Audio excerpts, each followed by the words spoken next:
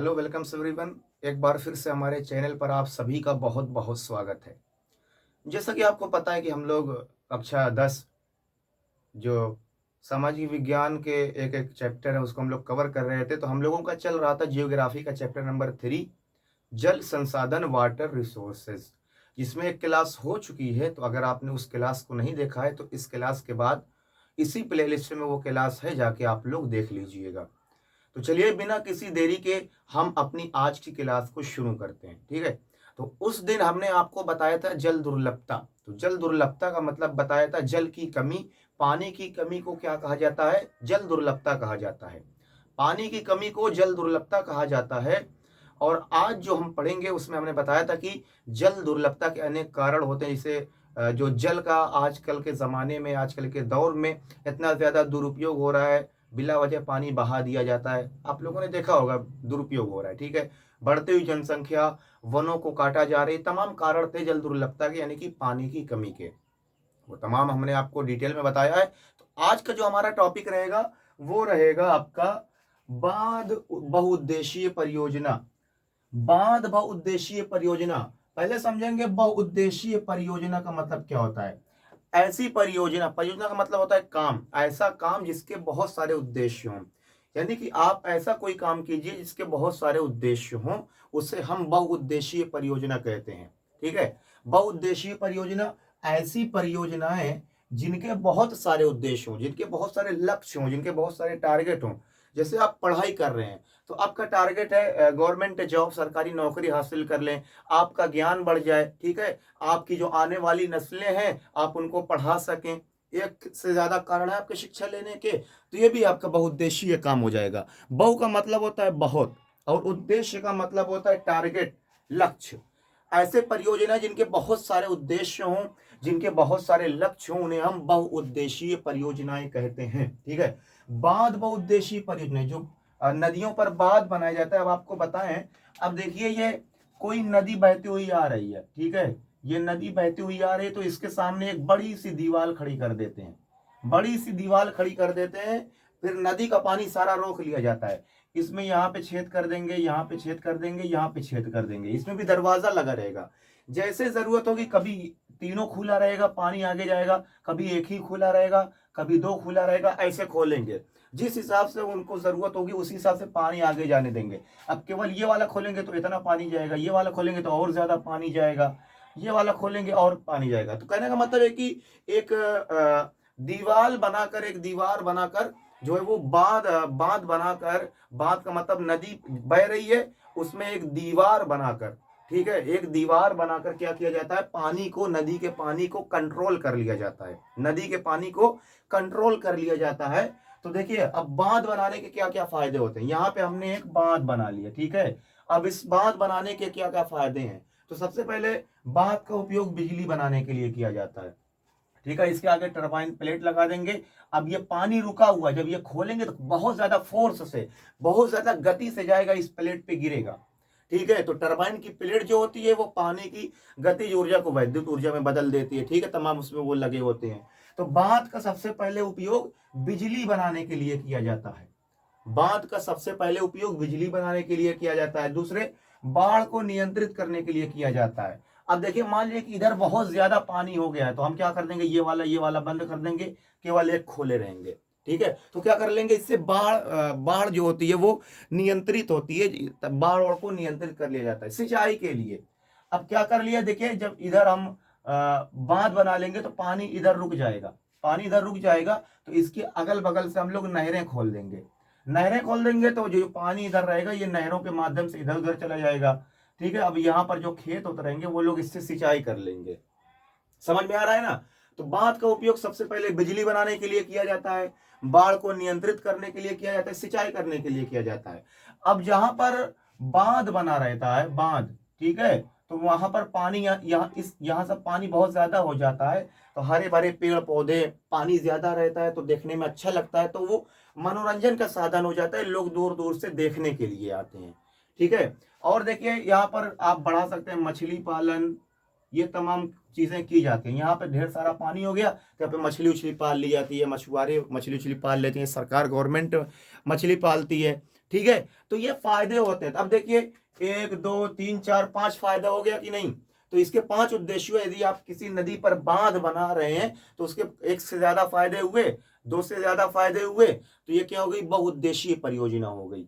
ये क्या हो गई, बहुउद्देशीय परियोजना हो गई। ठीक है, ऐसी परियोजनाएं जिसका इस्तेमाल, जिसका उपयोग, ऐसी परियोजनाएं बहुउद्देशीय परियोजना, ऐसी परियोजना, ऐसी योजना, ऐसा काम जिसका बहुत सारा उद्देश्य होता है। जैसे बांध, बांध जो नदी पर बनाया जाता है, इसका सबसे पहला जो उद्देश्य होता है बिजली बनाना। बांध को बिजली बनाने के लिए प्रयोग किया जाता है, बांध को बाढ़ नियंत्रित करने के लिए प्रयोग किया जाता है, बांध को सिंचाई के लिए प्रयोग किया जाता है, बांध को मनोरंजन के लिए प्रयोग किया जाता है, बांध जब बन जाता है तो पानी इकट्ठा हो जाता है तो मछली पालन के लिए भी इसका प्रयोग किया जाता है। ठीक है, तो ये सब बांध के फायदे हो गए। ठीक है, अब देखिए एक जैसे किसी भी चीज के दो पहलू होते हैं, यानी कि बांध जब बाप बनाएंगे तो उससे फायदा तो होगा, लेकिन इसकी हानियां भी बहुत सारी हैं।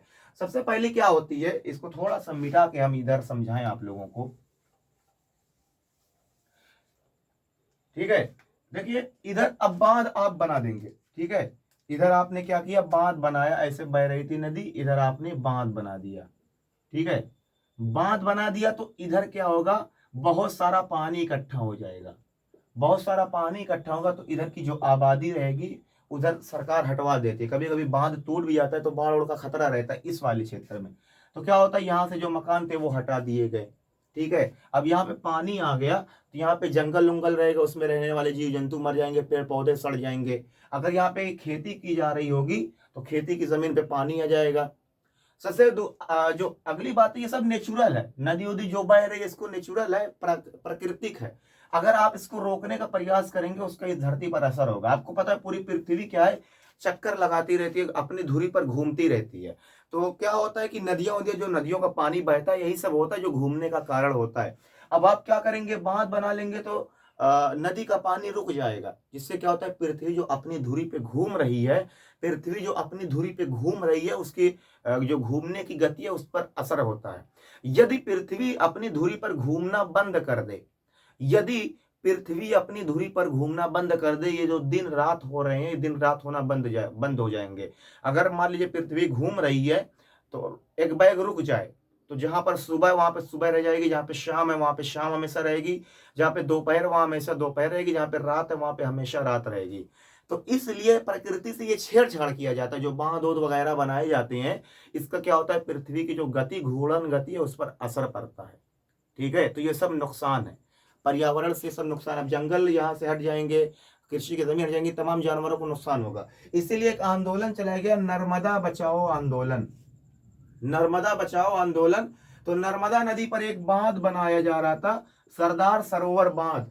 तो किसान हो गए, वहां की जो जनजातियां जंगल में रहने वाली थी, ठीक है, उन्होंने क्या किया, सरकार के खिलाफ आंदोलन है, नर्मदा बचाओ आंदोलन।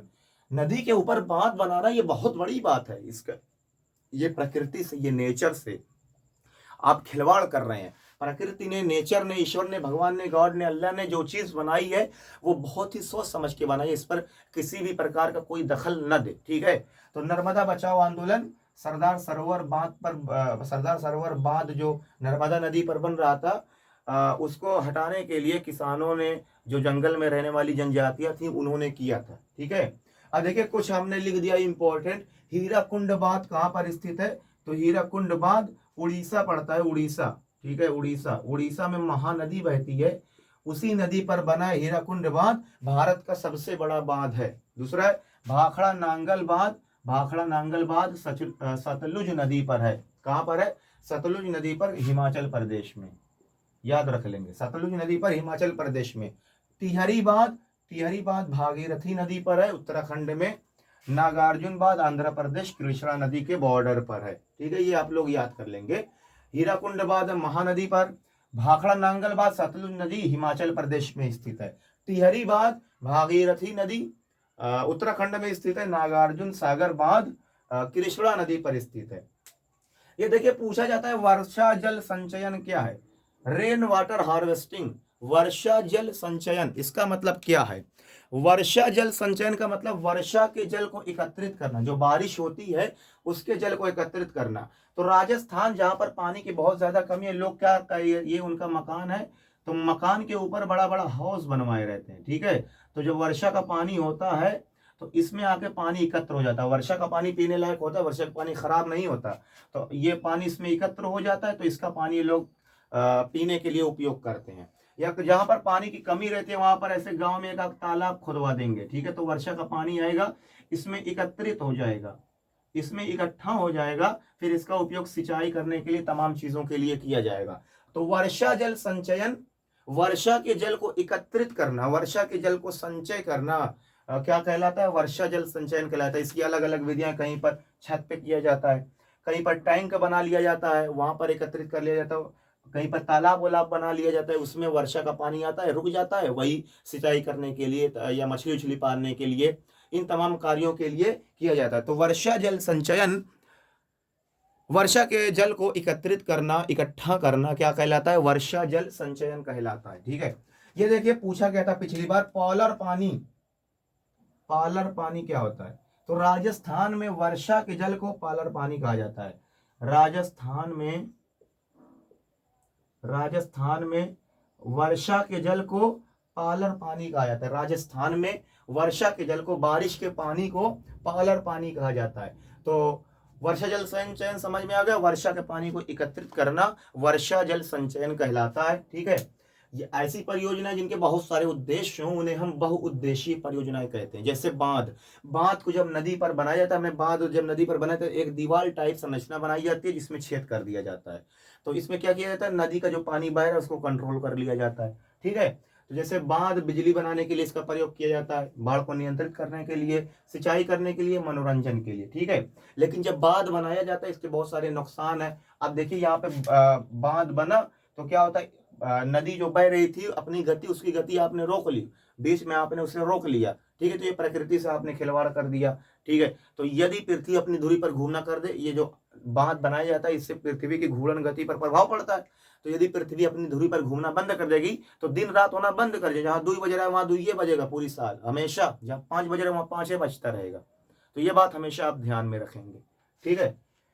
नर्मदा बचाओ आंदोलन सरदार सरोवर बांध के खिलाफ किया गया था।